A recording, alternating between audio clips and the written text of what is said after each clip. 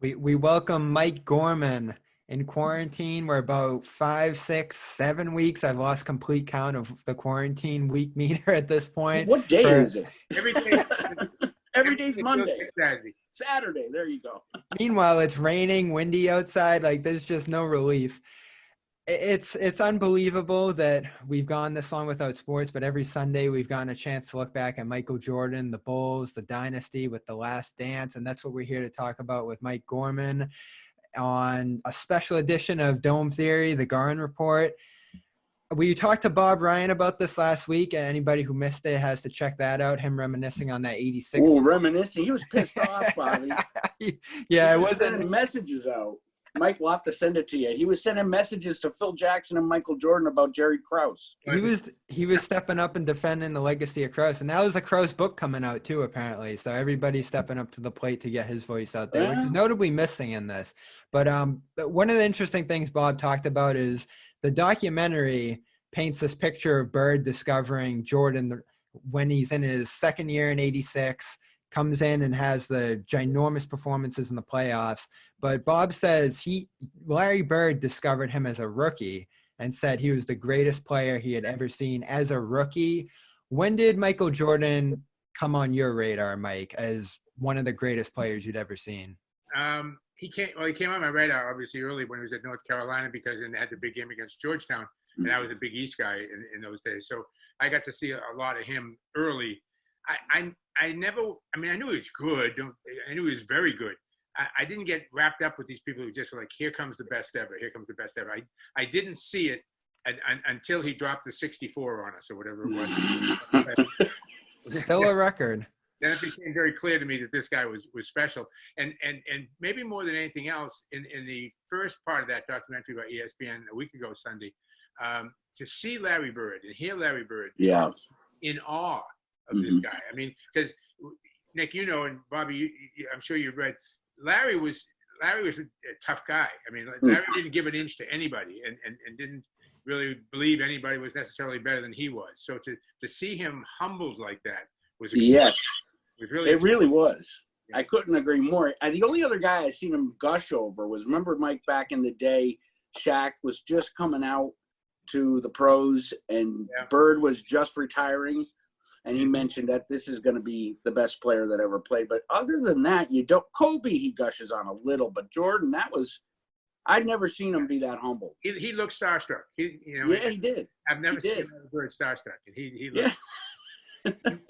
The clips Did you call that? Wait a minute, Bobby. Did you call that game? We had the 64-point game, yeah.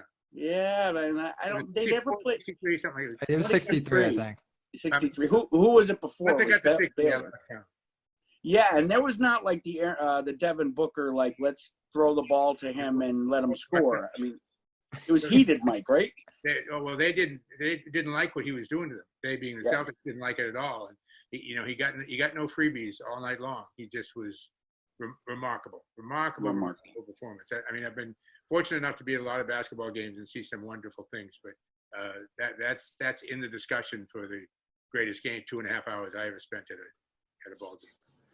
So we've been talking so much about the modern game versus the old days. Nick, Bob, all the old heads love to defend the old game. I got to do my part and stuff. You're representing. I'm an old guy. There's only 2 teams, and you got to represent one or the other.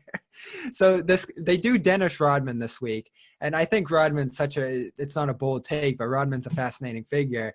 Not only because of his antics off the court, his personality, but his game is just so beautiful to watch, even in the context of today. Like, I could see him out there today just dominating on the boards, 17 rebounds a game. Wait, Bobby, let me stop. You're very eloquent there. You could be a play-by-play guy, but his offensive game was not quite so beautiful. No, not. Well, we watched him airball a couple free throws a couple times. So this was the eloquent part, and they showed these clips so many times. Him against like the likes of Charles Barkley and like some of the greatest rebounders of all time, just bouncing the ball up in the air, toying with these guys. And this is a guy who started playing in college. He never played high school ball. He grows, I don't know how many inches in college, and he's playing at the school no one knows about, a foot. What was it like to watch this guy come up and take the league by storm the way he did? It was remarkable to watch because he he came in, he had no desire to play offense. He wasn't upset that he didn't get touches on the offensive end. He went and got offensive rebounds. That's where his offensive points came from.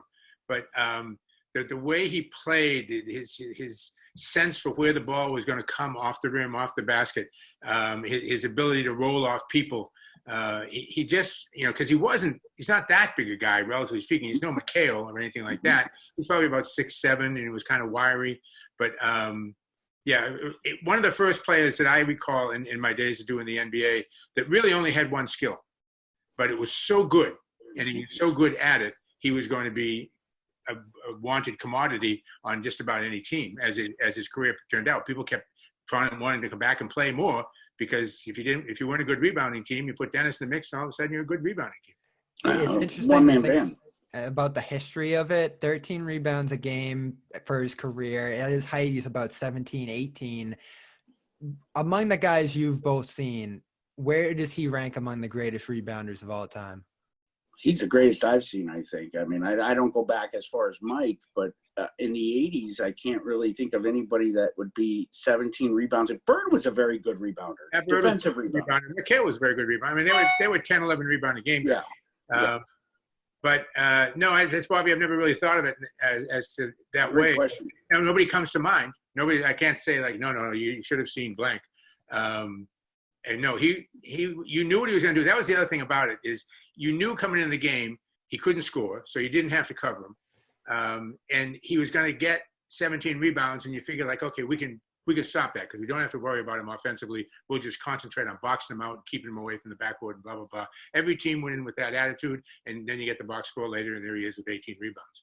There's two things that are impressive when you think about it, because as you're talking, I'm thinking, well, Bill Russell, and of course Russell's there, but Rodman was dealing with many less shots taken to grab all those boards. Like Bill Russell, the amount of shots volume of shots the field goal percentage was not. They were taking a lot of shots in those games back in the day. Not to diminish Russell, but in Rodman's era, it was a more similar to what it is today, rebounding wise. So there's less coming off the boards, and he's grabbing more.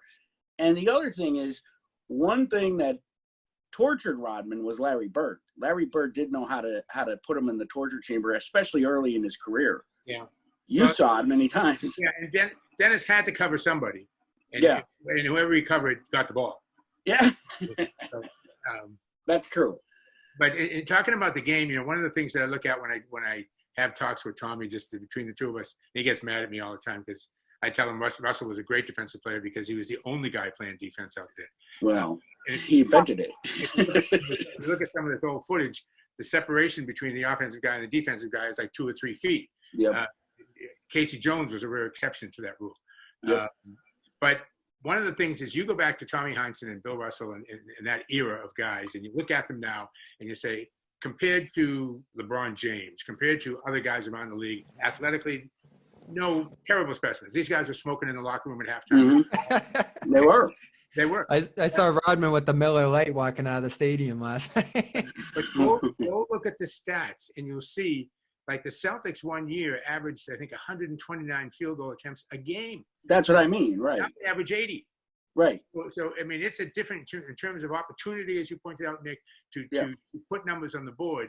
There were so many more opportunities back then because the ball was flying around all the time. Right.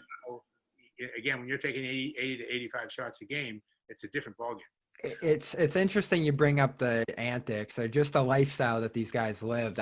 It's unimaginable today. And I keep saying this documentary is for people my age, born 1998, missed this whole era. Born 1998. we get to live this, where you guys live this in your real life. Now we get to live it through the replays and everything else and all the dialogue here. Rodman takes this vacation. This is what he calls it, this vacation to Las Vegas. This is 98, I believe. No one knew this. Goes to Vegas. No, I mean, this is one of those things no one knew. Phil Jackson allows it, and Michael Jordan has to go get him. Like, the story is just unfathomable. They have the footage of him there with the whole group out in Vegas. Like, this stuff never happens today. Like, things have just changed so much that we could never imagine anything like this. There's no privacy. Yeah, and in Tommy's day, and they used to play 28 preseason games. Load management, Mike. 28? Tommy tells these stories better than me, but they would drive around all New England and play the Firemen in Brookline in one night, and they'd drive up to someplace else. Was that also to gain attraction for the league? Like it was a marketing piece. For the league, for the Celtics. Yeah. Get people. The Celtics. Okay. The thing I love is Red used to tell the team, go out there and destroy these blinkers. Let people know what good basketball is like. So Tommy would say, we'd go out and score at half would be like 54-4, you know? Oh, like the Dream Team playing in 92, 54. We were talking about things, Bobby, that never would happen today. They would play the Syracuse Nationals, say, 5 games in a row. And they would travel together on trains, the 2 teams. And they'd sit around and they'd play cards all the way on the trip, the 2 teams. Then they go out and they play a game, then they go back. And there's no shot. There's no shot, A, you get players on a train these days. But there's no way teams would mingle like that. A lot of Tommy's friends were guys he played against as opposed to necessarily guys he played with. Well, another side of that too, Mike, talk a little bit about the media's relationship with the players. You had, not that you don't have access now, but you were just amongst them, correct? It was a different era as far as getting to know. You did not rat out guys. Never. Yeah. And if you remember the media and you got a story like that, you just sat on it. Yep. And so, as a result, you know, God bless his soul, Mike Carey just passed away. I don't know if you saw that. Michael used to have a wonderful relationship with Tommy in his coaching days. And Tommy would go out with him after games and sit around and talk about stuff. And it never made the Herald. It was just background information. And I know gone. I'll tell you, those relationships still exist, but they're rare. That a guy is trusted by a team. Even all the years I've done this, I've done it going on the 40th year of doing this, guys still think I'm the media. And I try to tell them at the beginning of the year, like, I'm not the media. Right. We're different. We're here to make you guys look good. I hope you guys play well. We'll hopefully deliver and make you look good. But I want the Celtics to win every game. I'd like them to win because it makes my job better. There are no guys who have relationships like that around the league now because the players won't allow it. Get in that inner circle. You see it in this documentary too. Rodman holding shop in the hallway. It almost looked like Capitol Hill the way the guys are following him through the hallway. Yeah. Guys had access to him after that, scary scene where he was in the car with the gun and the police had to come get him. That. It was. They were talking to him about it that day. Like, if that happened today, like, they would have locked him down. Like, no one would have been able to talk to him. Well, I think he did get locked down. I don't know. But he was a mess at that point with Chuck Daly. That had a lot to do with Chuck Daly.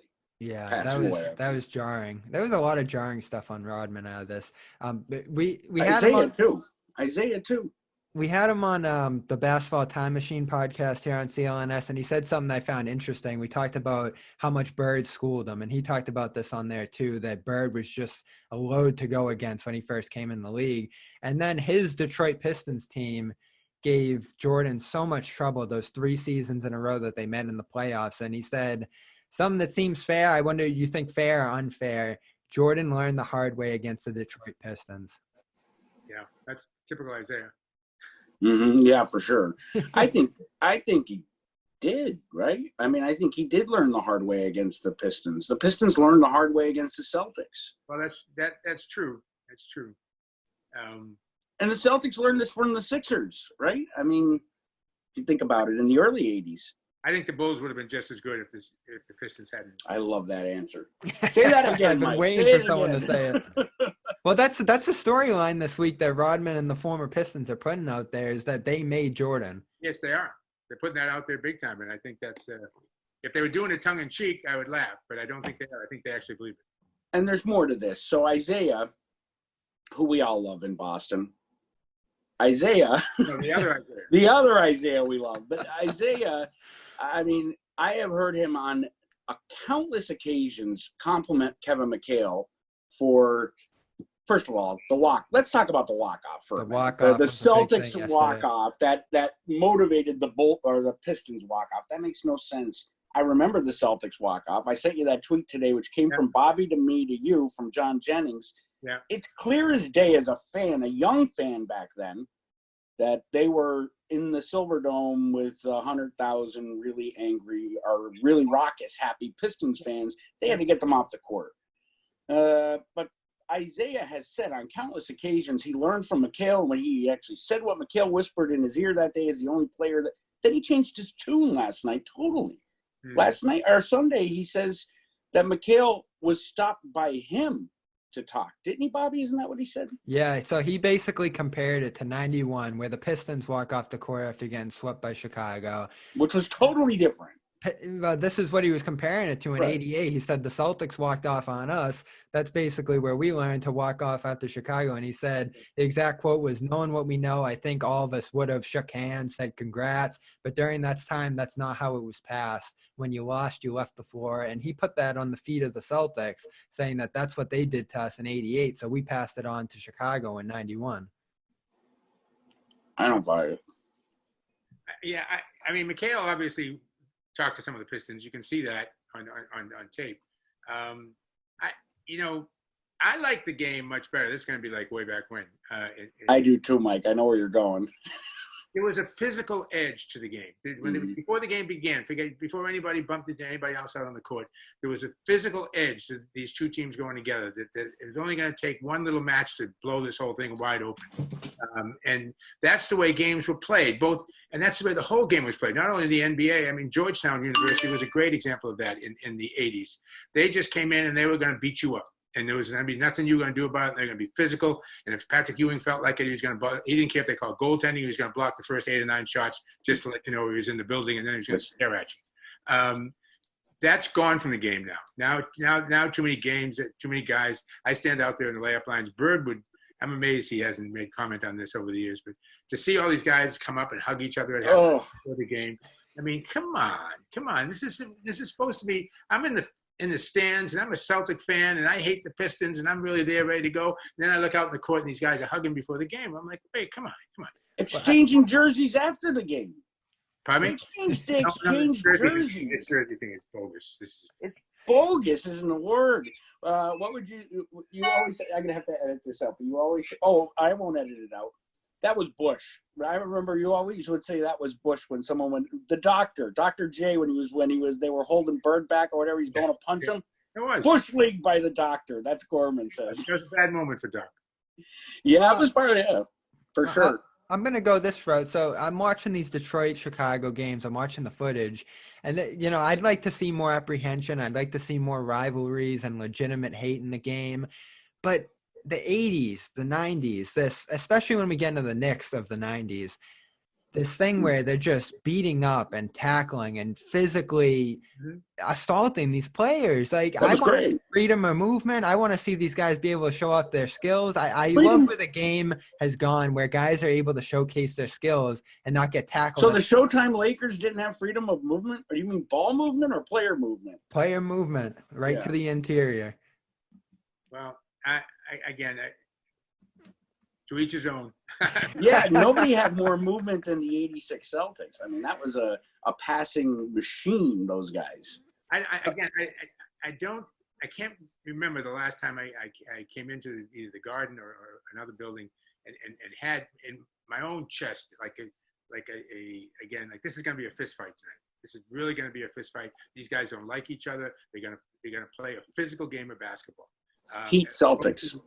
Can you make threes? I'll let you shoot. You can make them. I don't like where the game is going. I don't either. You know what, Mike? Let me ask you this: is it not, especially calling the game? It's got to be so distracting because watching it is so difficult. The starting and stopping with all the fouls, like it just seems like you're constant. You never get real momentum. And watching last night, even though how physical those games were. The game moved because it wasn't stopping. Every time LeBron touches the paint, there's a foul. Or Giannis, right? So now you're on the line, and it's just start and stop and start and stop. It drives me crazy. I'll give you that one. Then we go look at the replay, and all of a sudden, a minute and a half, 2 minutes, 3 minutes has gone by. So any sense of momentum by either team is gone. Yeah, and the crowd involvement diffuses. Yeah. It's we got to stop that foolishness with the officials going over. How do you stop that after the malice? I mean, the malice at the palace is why we are where we are. I would think. Well, much in Detroit. I think one of the ways you stop it is when they call up in place in New Jersey, wherever it is that they. Yeah, Secaucus. Secaucus. When they go back to Secaucus, they should have an answer right then. Yes. Yeah. Yeah. Agreed. And that's it, and it's done. okay, as opposed to the guy looking at it 5 different times, telling them the officials go talk about it again, and they go back and look at it. Like, stop it, just make a call and move on. I'm surprised Tommy doesn't flip the table over. How do you guys get away with? I mean, how do you sit alongside him while they're doing that? I mean, it's just I expect him to come out like he did in the '70s and throw chairs or something. People think I am kidding. Every single shot that goes up by a Celtic player, every single shot that goes up, I get his right elbow in my side. Really? He's boxing out. Yes. Sometimes you hear go. Yes. No. For the whole time, he just sticks it in, and then he realizes what he's done. He kind of sits back a little bit. That's how in the game he is. In the game, he is intense, right? In 40 days of doing this, a loose ball has never made it to me at the table. He still has the reactions. It has been one of the. I mean, nothing has been good about this pandemic, obviously, but one of the bright points has been all the classic games, and you really get to see that what we're talking about here. But what has been a real joy, Mike, has been listening to Tommy Heinsohn try to be unbiased on the CBS broadcasts back in the day. That's been just fantastic, because I remember as a kid, they would always say, CBS favors the Celtics and da-da-da-da-da-da-da-da. And I'd be like, no, they don't. Now listening back, it was like Tommy was trying his best not to be biased. He tried. He tried. Something it has to do is to try. And then he'd be on with you, and he'd be Tommy. Yeah. Normal Tommy, you know. Normal Tommy. I've never really heard those two right together. But yeah. Yeah, well, that's normal. With you is normal Tommy. That's normal Tommy with you. With CBS was like, when he would be complimenting Magic, it was painful to listen. It was, oh, no. When you do talk with him, ask him about the CBS days and ask him about the Heisman. Say, what's the Heisman? I'll tell you. All right. Great story. Okay? Oh, I love these stories. You know, I will ask that. I'm going to put that in my notepad on my phone now so I remember. Mike, this is such a joy as someone who grew up watching you, Tommy, do the games. I was so nervous coming into this to interview you here, and so much has changed. You know, you've had Brian Scalabrine coming in and doing some of the games. Kyle Draper has stepped in and done some of them for you, and no one's going to remember this now. It feels like 2 years ago at this point, but Kendrick Perkins came in and sat in for a game with you against Utah. That was great. And you just seemed to love that. That seemed to be your favorite moment of the year. It's right up there. There's no question about that. He was just such a delight to work with, and he wanted to do the job well, but he's looking to laugh. And I get along really well with people who are looking to laugh, because they're not going to take it too seriously. And he was really just really good to work. He's got a future in this. I don't know what he really wants to do. Whether he wants to be a studio guy or whether he wants to be actually out at the game. Most former players want to be in the building. Mm-hmm. They don't necessarily want to be in a studio in Bristol, Connecticut. So I think that's more the way that Perk will go. But yeah, he could be a very solid color guy. He is crazy about the Houston team, and they don't like him, so I'm not sure what's going to happen. He's self-deprecating, which helps, you know. But he's a sweet guy, and I'll tell you a quick story. So I had a dog for 16 years. I lost my dog in December, and I struggled with it. And Flugrad and Amanda and I are going back and forth on Twitter because we both like French bulldogs, and I'm finally starting to debate whether I should get one or not. Mm-hmm. Next thing you know, my phone rings. It's Perk. Do you know he breeds dogs? Yes. Yes. He's like, I have a Frenchie for you. I'm like, what? I'm like, who is this? He's like, it's Perk. I'm like, so I'm getting a dog courtesy of Perk in June or July. He's very serious about that. What'd you say? He's very serious about the breeding part. It'll be a quality dog that you get. Oh, he was telling me everything about it. Now, I said, if it's a boy, I'm going to name it Perk. If it's a girl, I might name her Corona, but that might be bad luck. I better not name her Corona. I think I'd change that one. You guys lived it. I don't think there's anything new out there that too many people are expecting to drop. So what do we have to look forward to for the rest of the episodes? I think we're about 94, 95 when Rodman comes in at this point.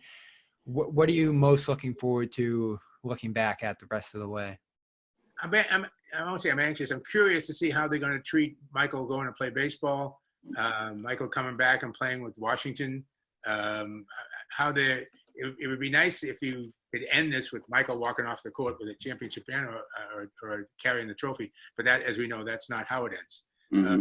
So I'll be curious to see how they handle all that and how positive or negative they are about that particular part of his career, because it certainly is. Most boring part comes when you're supposed to have the big ending. There is no big ending. There is none. It's anticlimactic. I think I want the baseball thing for sure, but I wonder if they'll even touch on the rumors of why Michael left for a year.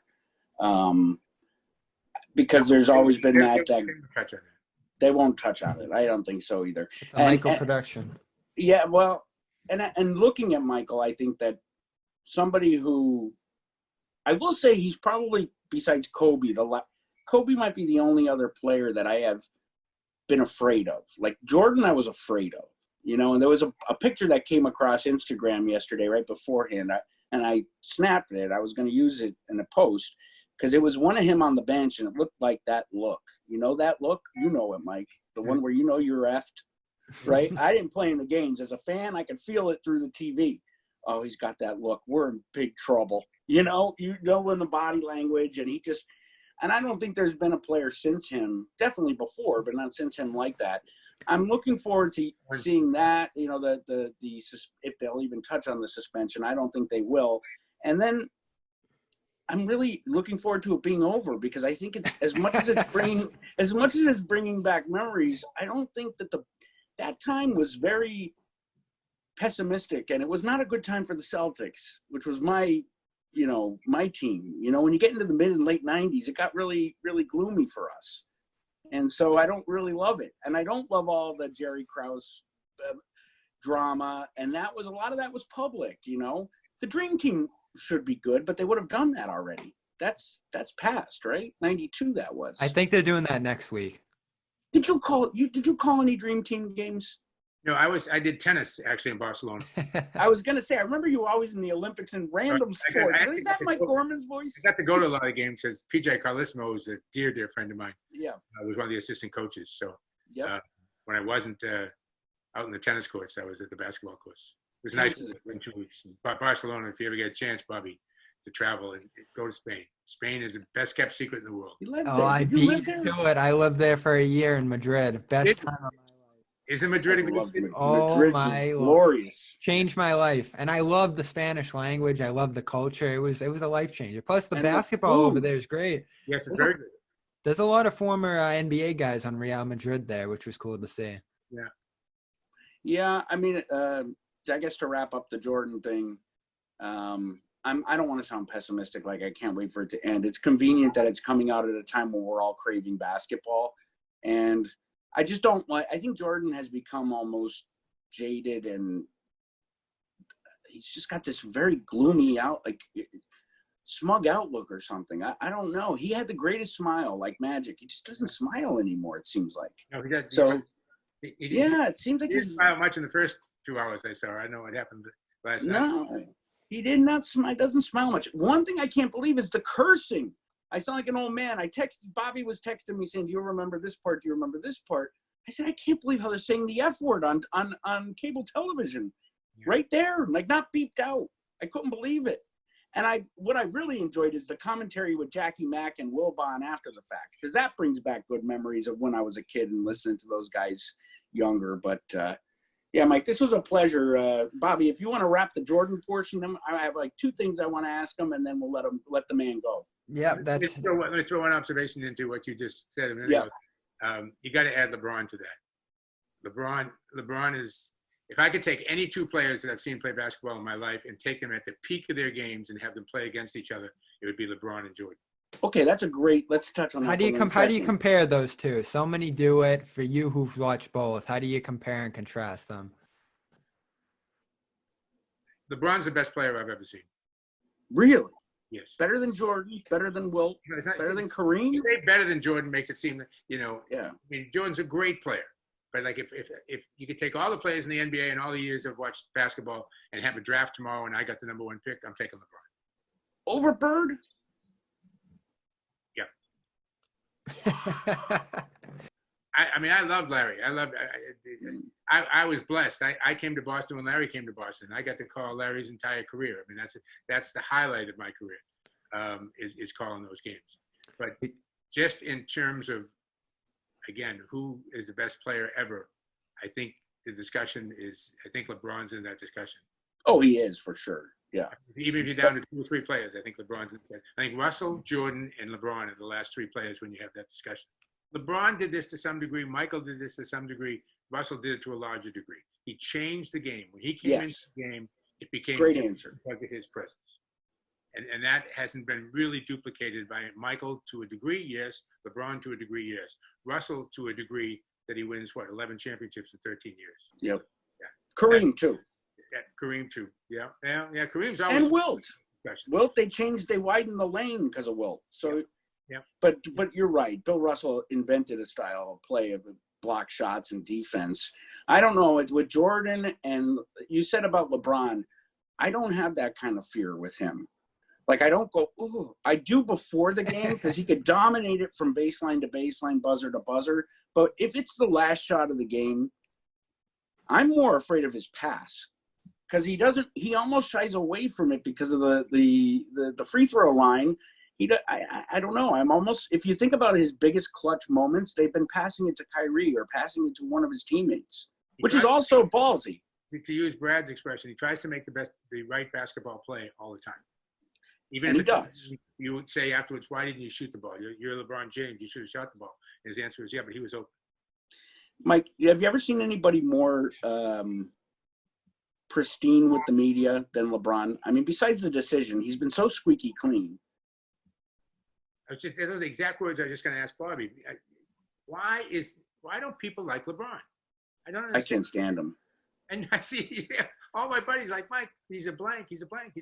I don't understand that. He's a wonderful player to watch play. He's unselfish. He plays to win. He doesn't play to get points for himself. This is me, the fan, and as someone who respects and loves what he's done for the game off the court, especially. I think few have done as much as he's done off the court. Well, few you know about because he broadcasts it. A lot of people did and do not broadcast it. I think where the disdain comes in, and this is from being at that 2017 East Finals between Boston and Cleveland and seeing him in action there, the ref stuff, everything going to the ref, always turning his head. And he's not the only one who's ever done this. But but the worst. But to be at the peak of the sport and for that to be the way you interact with the calls, the refs, always having that level of control, I think, is what a lot of people build disdain for him. And when you're the best, you're going to get hate. I think there's some of that too. I think great point with the refs. It's a great point. Well, it is. Were you at I didn't see you. Were you at Staples for the Celtics Lakers? Yeah. Did you make that trip? Well, this year. Did you notice? Yeah. No. At the end of that game was infuriating. Well, and the forum, the Staples Center was booing him. Like, I wouldn't say booing. They were groaning at him at certain points because it's embarrassing. So here's my thing with LeBron. I have 2 points that it is the refs, but the other thing is the team hopping. I can't stand it, Mike. It has, to me, destroyed what I love about basketball, which is watching a player from their rookie year to at least Paul Pierce's age when he left, right? That's interesting. Is there a legend as associated with 2 different teams as he is? Will Chamberlain. That's true. Charles Barkley.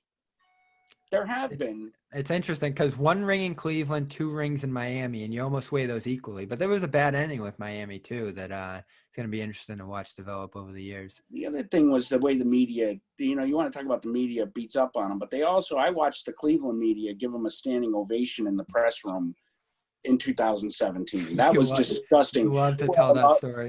Yeah, I went on the radio afterwards and told that story. I'd never seen anything like that unless it was like Bird's last game or something like that. Like, this was not – it was – he's leaving your city again for the second time. He's going to hurt your economy, and they're cheering.